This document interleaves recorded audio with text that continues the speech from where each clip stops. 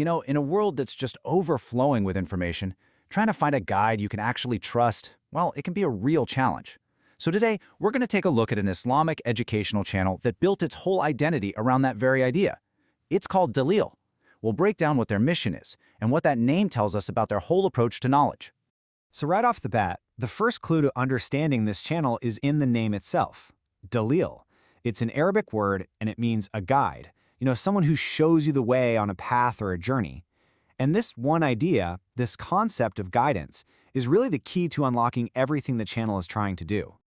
Okay, so if the core idea is being a guide, the channel really sees itself as a kind of modern-day beacon.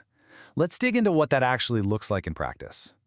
I mean, just think about our digital world for a second. It is so incredibly noisy, right?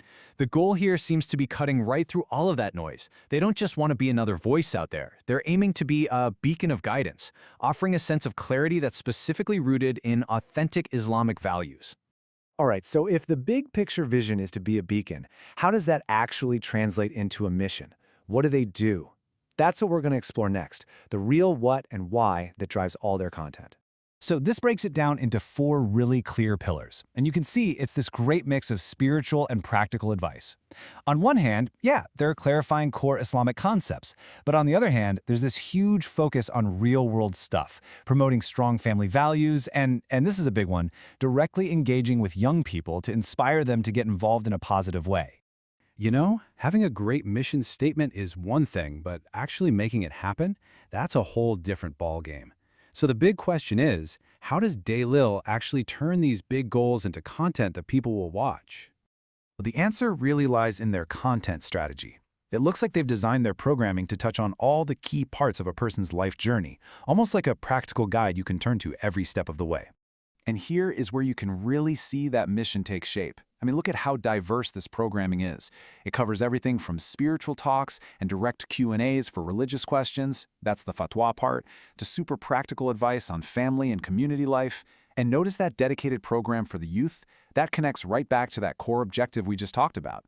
Plus, they use powerful storytelling, drawing on stories from the Quran and the Prophet's life to make all these lessons really stick. So we've seen the what and the how, but to really get this channel, we have to look at its core inspiration. And that brings us right back to where we started, the name, Dalil, and the powerful idea that sparked this whole thing.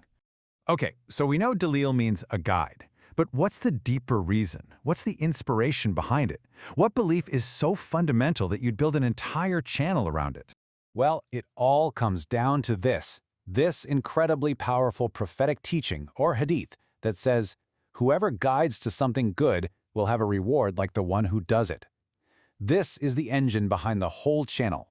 It frames the act of guiding someone not just as a nice thing to do, but as a deeply meaningful and rewarding act in and of itself. So you take that teaching and you ask, what does that look like as a modern media channel?